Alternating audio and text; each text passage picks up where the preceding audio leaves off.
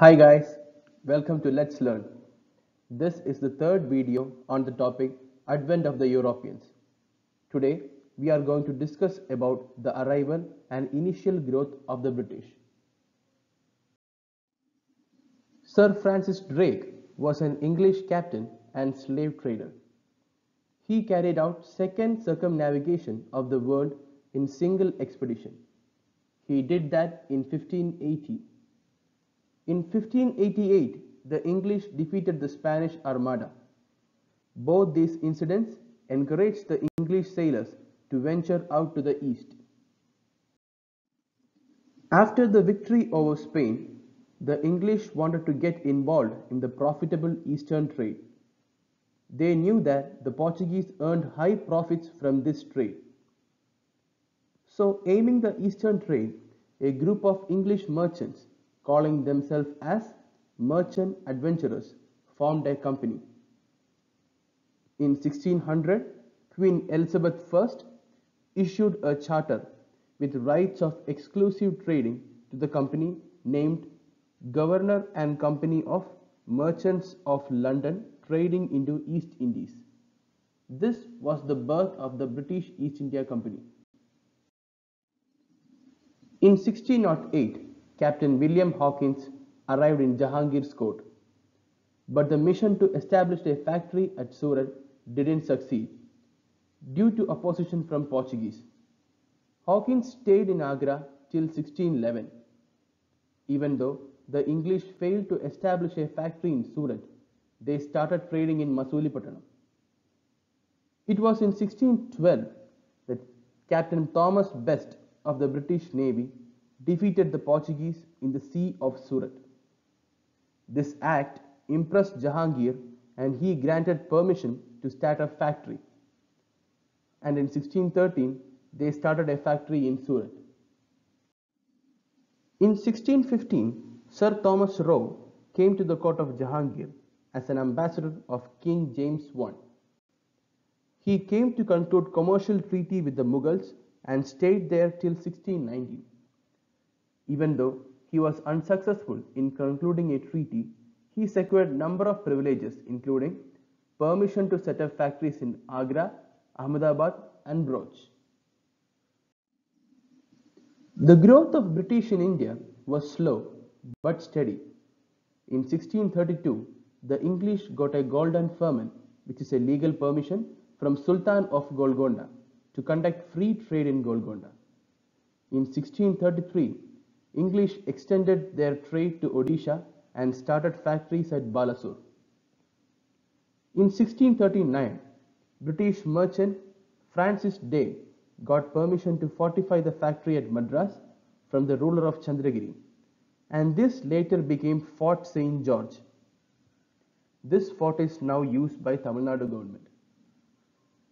In 1651, Shah Shuja, the Subedar of Bengal, allowed English to trade in Bengal for an annual payment of rupees 3000 and all duties were lifted. And Britishers got permission to build factories in Bengal. They constructed factories in Hooghly, Kazim Bazar and Rajmahal. Britishers made sure that no other Europeans became a threat to their trade. But the victory was not always through bloody battles. In 1662, when King Charles II married Catherine of Portugal, it ended Anglo-Portuguese rivalry and the Portuguese gave Bombay as dowry to King Charles. And after the Third Anglo-Dutch War, Britishers made a compromise with the Dutch and they agreed not to interfere in British trade. And thus the Britishers got rid of two European rivals. But the rapid growth of British in India was due to the firman issued by Mughal Emperor Farrukh Shiar.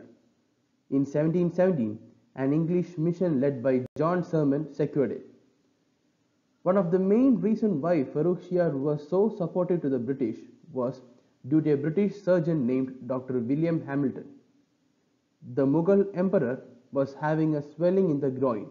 It was really painful. But Dr. William Hamilton cured it.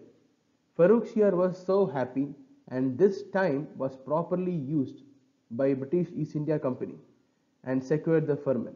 And these firmans are known as the Magna Carta of the company. Important terms of the firman. In Bengal, companies import and export were exempted from additional custom duties with only annual payment of Rs 3000. The company was permitted to issue dastaks or passes for the transportation of such goods. The company was permitted to rent more lands around Calcutta.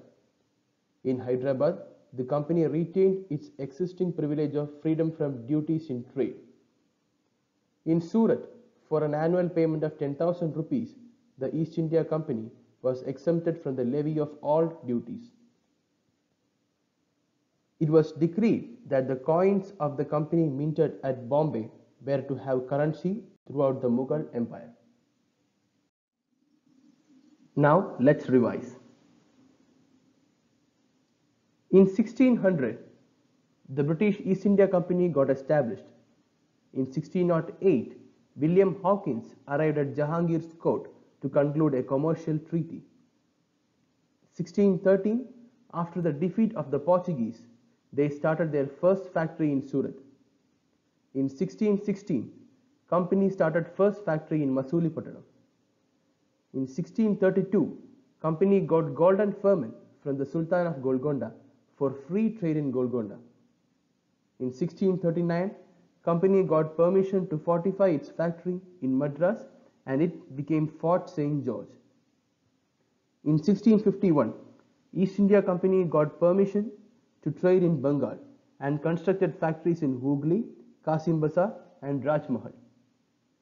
In 1662, King Charles II married Princess Catherine of Portugal and ended the Anglo-Portuguese rivalry.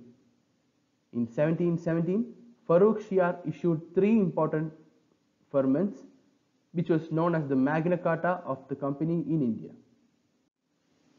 With this, we have completed the arrival and initial growth of British in India. Please share and subscribe for more videos. Thank you and have a nice day.